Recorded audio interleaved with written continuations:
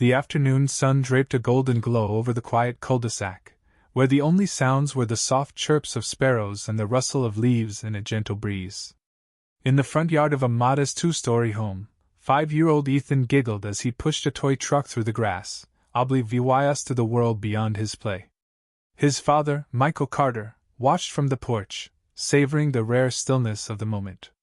It was the kind of day that felt untouchable, perfect until a low, guttural roar shattered the peace.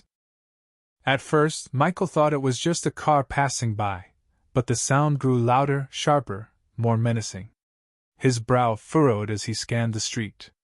Then he saw it, a sleek, official-looking SUV, its side emblazoned with the bold letters, HOA Security. It wasn't just DRIVY, it was tearing through the neighborhood at a reckless 40 miles per hour, tires screeching, engine screaming. The vehicle veered off the road, cutting across the corner of his yard, a blur of black and chrome hurtling toward Ethan. Michael's heart stopped. Ethan, still crouched in the grass, looked up, his small face frozen in confusion as the SUV barreled closer. "Ethan, move!" Michael shouted, his voice cracking with panic. The boy's instincts kicked in, and he scrambled backward, his tiny legs pumping as he dove toward the porch. The SUV missed him by inches, its tires gouging the lawn before it screeched to a stop.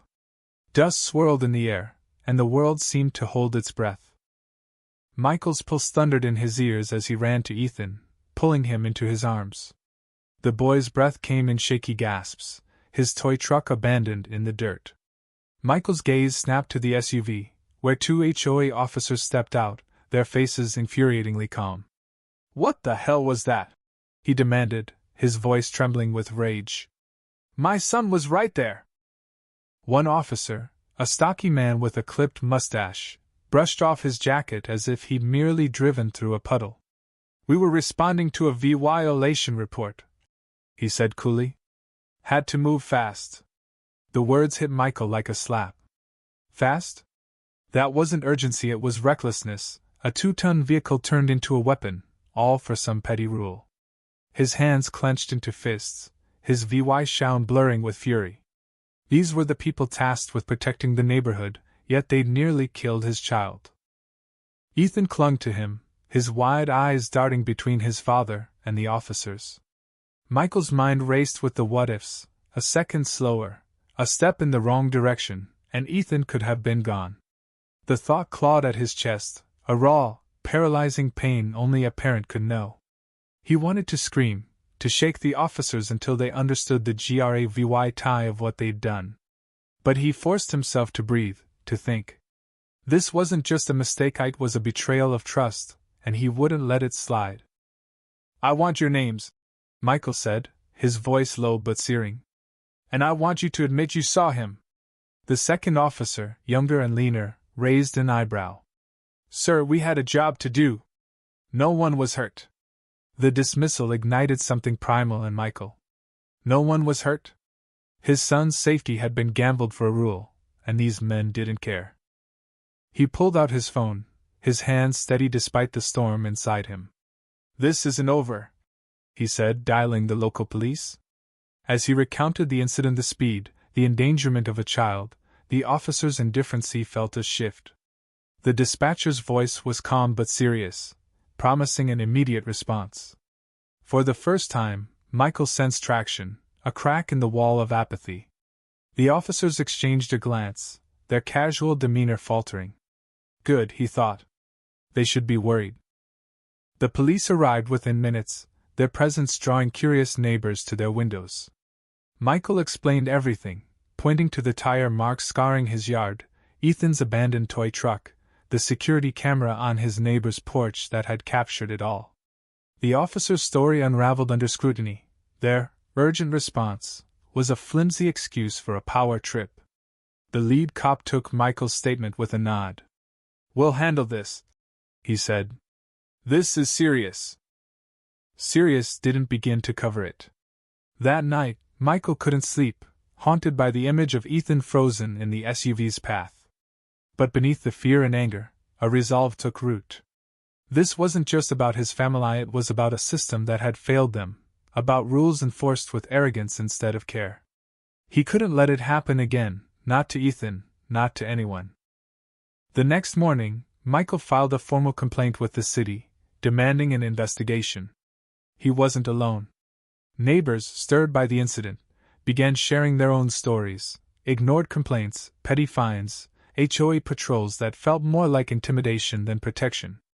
Sarah, a single mom across the street, admitted she'd stopped reporting issues after being dismissed by the board. "They act like they own us," she said. Her words lit a fire in Michael. This wasn't just negligence, it was a pattern. Days later, the investigation gained momentum. The neighbor's security footage was damning: the SUV speeding through the yard, Ethan scrambling out of the way, the officer's casual stroll afterward. The city didn't brush it off. The officers were suspended, their conduct labeled a violation of protocol and basic decency.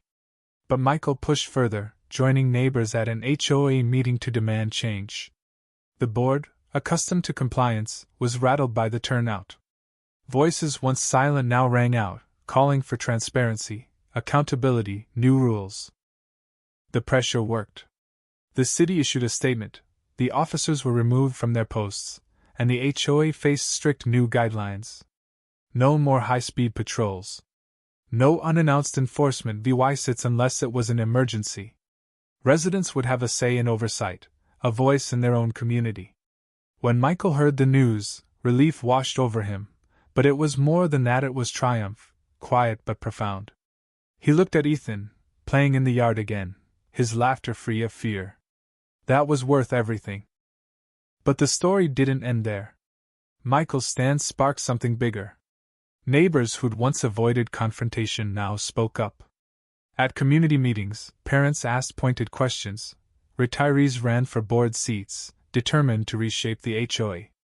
Flyers about resident rights appeared in mailboxes, not as rebellion but as a reminder: this was their home, not a fiefdom. Michael watched it unfold with a quiet pride, not in himself, but in the community waking up. The ripple effect spread beyond the neighborhood. Other communities heard the story of father who'd faced down reckless authority and won. Online forums buzzed with similar tales of HOA overreach, and local news picked up the thread. People who'd felt powerless began to act, attending meetings, challenging policies, demanding accountability. Michael didn't seek the spotlight, but he felt the weight of what he'd started. His fight had given others permission to fight too. Months later, standing in his yard, Michael reflected on how it began: a moment of terror, a father's instinct to protect. That instinct had grown into something larger, a movement grounded in the belief that rules should serve people, not control them. He'd learned that systems, left unchecked, could drift from their purpose, becoming tools of power instead of protection. But he'd also learned they could be changed not with anger, but with persistence, with voices united. Ethan ran past, chasing a soccer ball, his laughter echoing. The yard, once a scene of chaos, was just a yard again. But Michael knew it was more. It was where he'd found his purpose, where he'd proven that one voice could spark a chorus. The fight wasn't over. Systems had a way of slipping back into old habits, but he was ready. Not to lead, but to stand with others, to keep asking, "Is this right?" Because justice, he'd learned, wasn't a finish line. It was a choice, made every day, to care, to act, and to believe that doing what's right always matters.